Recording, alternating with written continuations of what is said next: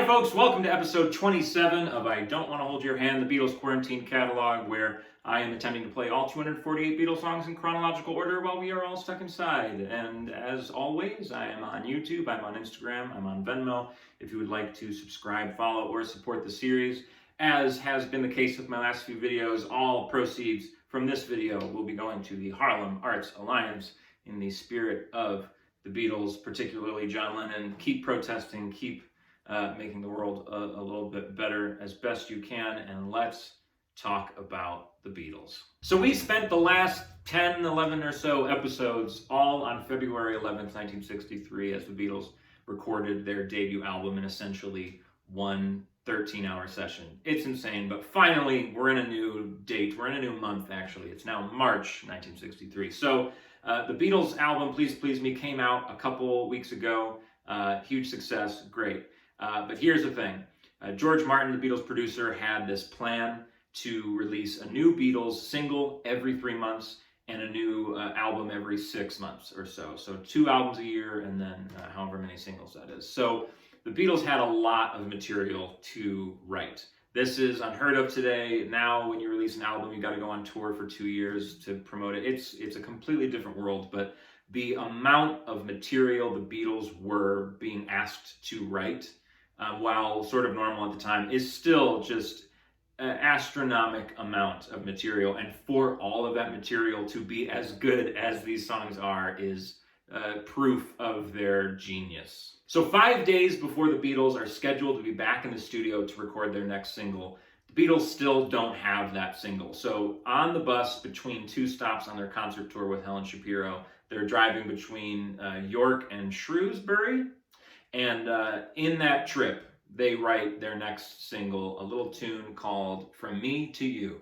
From Me to You came about the way a lot of Beatles songs came about early in their career. They just had a cool title that they wanted to run with. So John had the title From Me to You. He got it from a magazine. He saw a similar phrase in a magazine.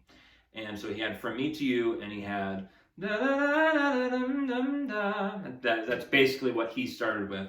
And then he sat down with Paul. They were fooling around with their guitars in the back of the bus, and they put together the entire song, verses, bridge, chorus, everything ready to go for when they came back to Abbey Road Studios on March 5th, 1963 to record this tune.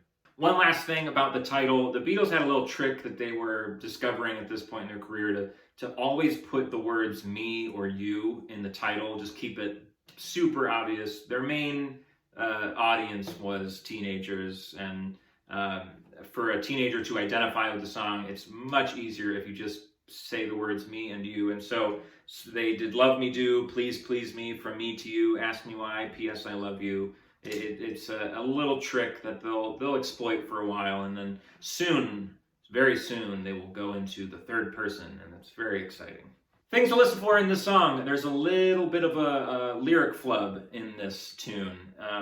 History would tell us that it's John messing up. It's hard to tell who is saying what, but someone is saying on the second verse, like a heart that's oh so true, just call on me.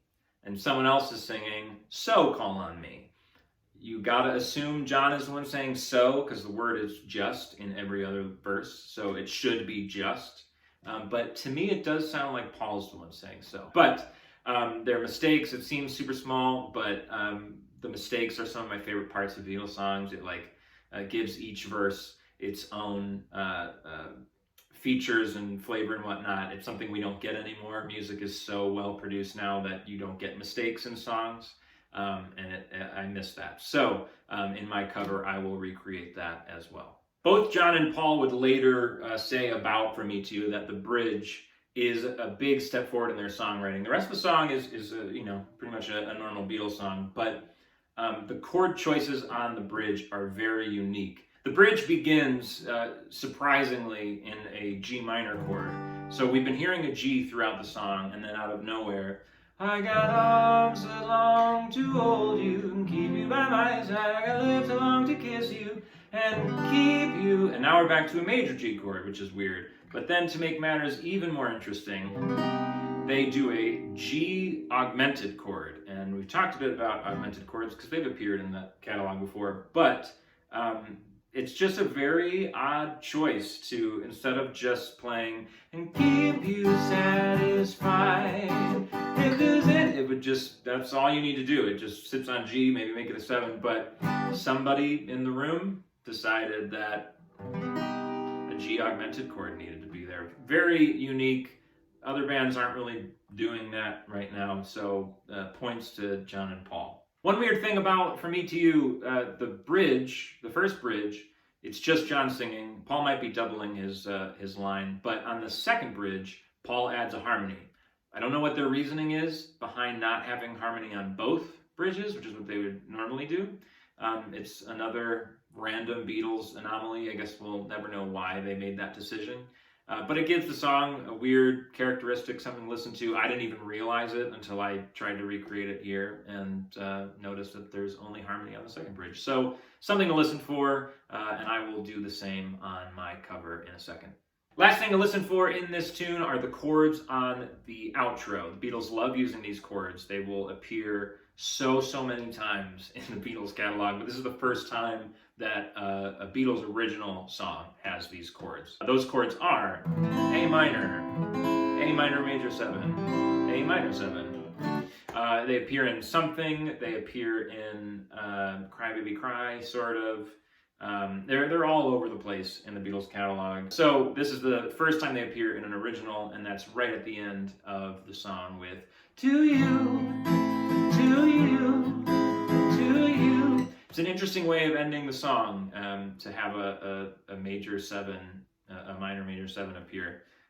So the Beatles are trying new things. This one they will try for quite a while. In a little over a month, From Me to You will be released as the A-side of the Beatles' next single, and it will become their first official #1 hit in the UK. Please Please Me, the song, was sort of a #1. It was #1 on almost every single chart except for the one that actually counted. It was only #2 on that chart. So this is their first undisputed #1 hit. It's also the song credited with convincing Paul McCartney that they had made it, because he heard a passing milkman whistling this tune. So an important song in many aspects. Before we get into the song, I want to wish all the fathers a happy Father's Day, but particularly one father, my father. Nobody deserves a holiday to themselves more than this guy. I mean, look at him. So happy Father's Day, Dad, from me to you. See what I did there? Enjoy Beatles song number 27. La da da da dum dum da, la da da da dum dum da. If there's anything that you want, if there's anything I can do, just call on me and I'll send it along with love from me to you. I got everything that you want, like a heart that's so true. Just call on me and I'll send it along with love from me to you. I got arms that long to hold you and keep you by my side. I got lips that long to kiss you and keep you satisfied. Ooh, if there's anything that you want, if